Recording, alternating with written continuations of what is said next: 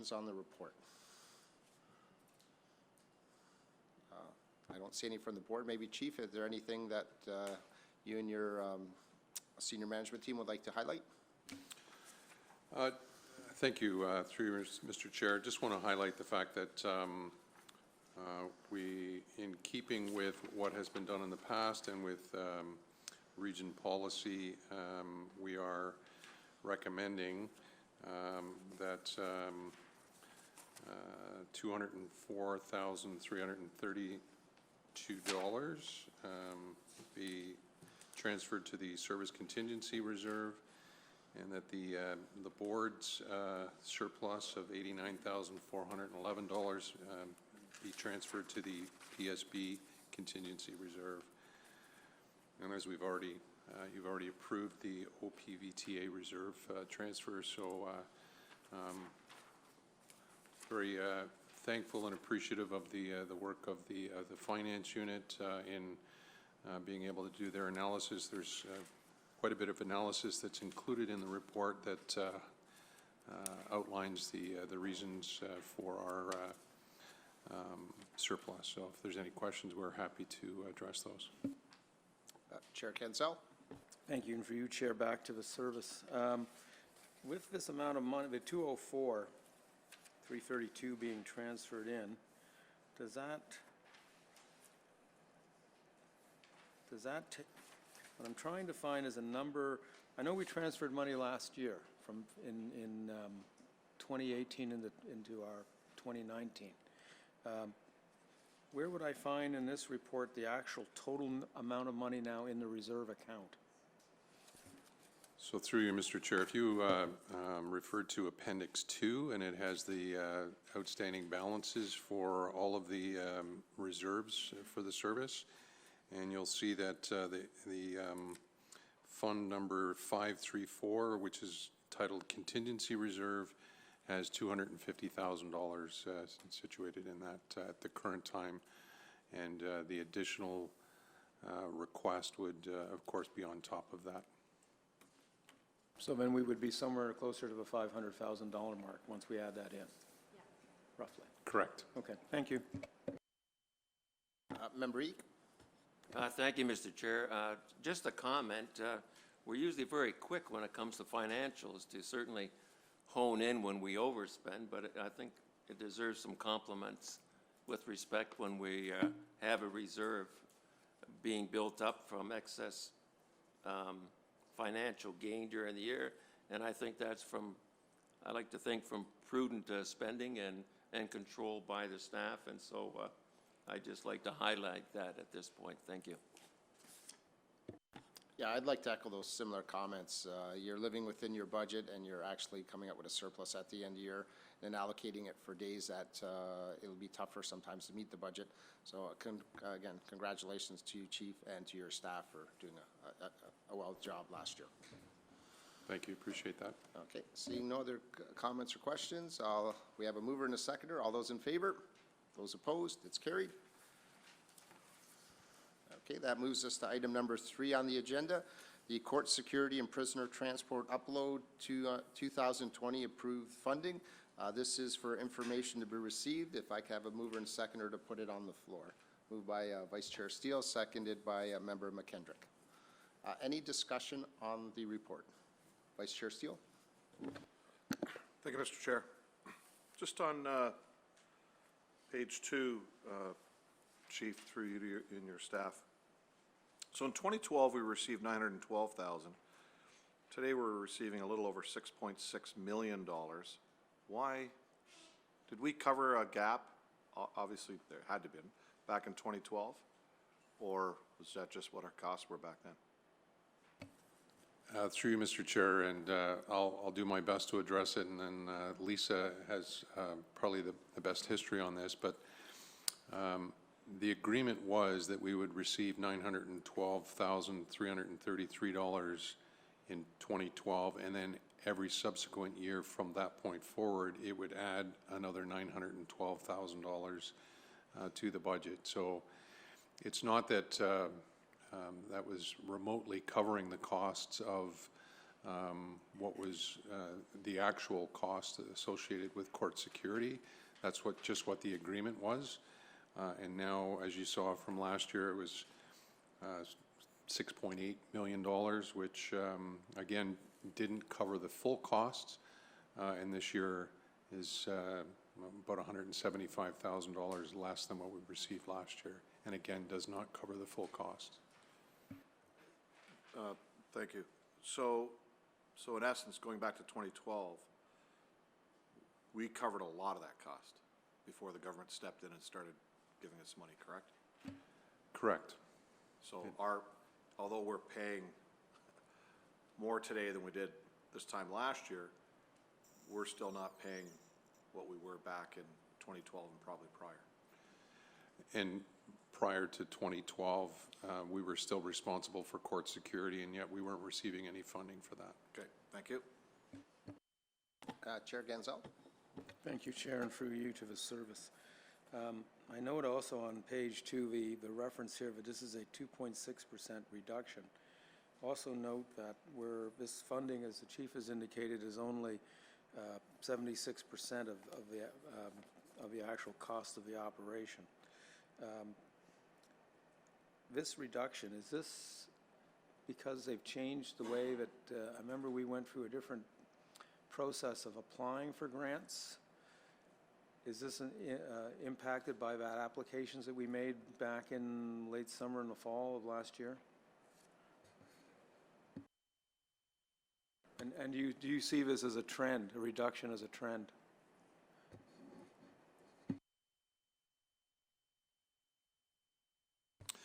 Through you, Mr. Chair, there's a total pool of money that is allotted by the province, and each year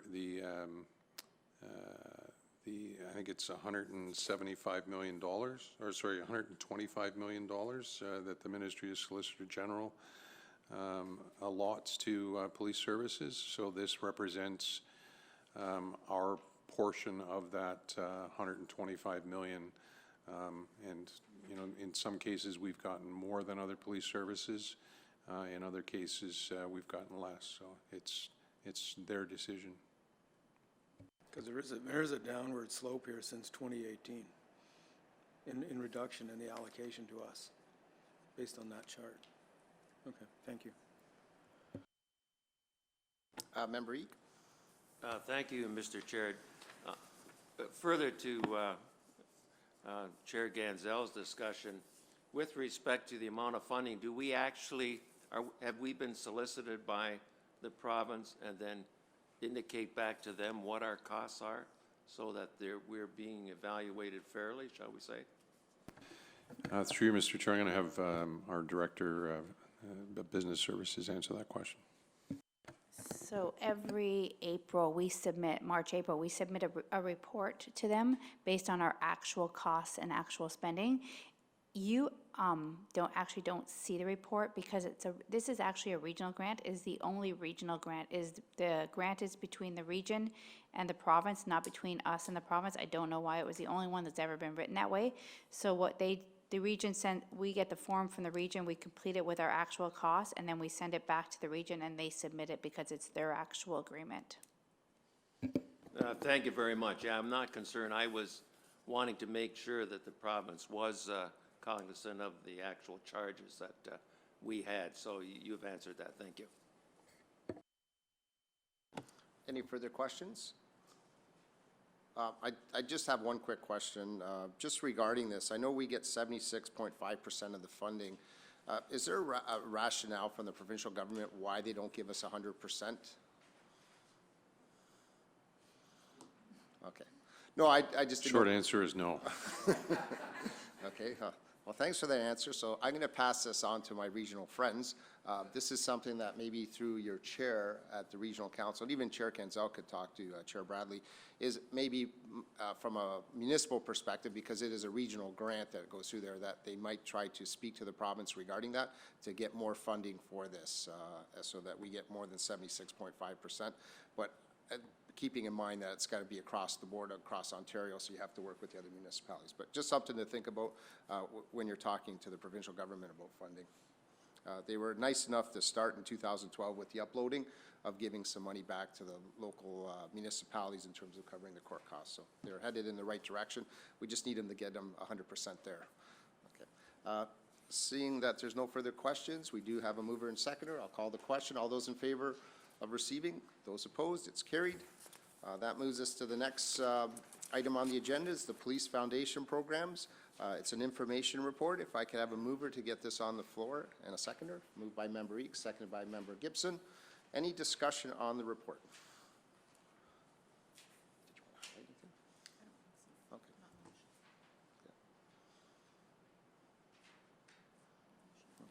Okay. Okay. Okay.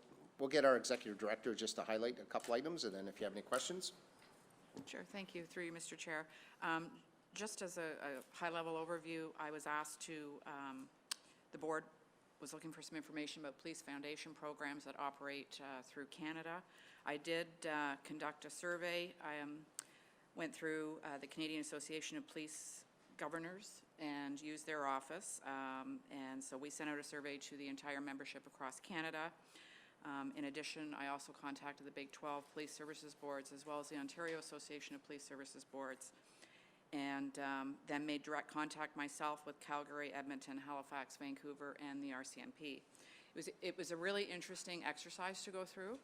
I have to say, basically in Ontario, there are no police foundation programs that are operating, but obviously through the report, you'll see that I did find a few. Interestingly enough, I only received 28 responses. I didn't find that a very high response rate, but what that told me is that there's obviously not any police foundation programs operating.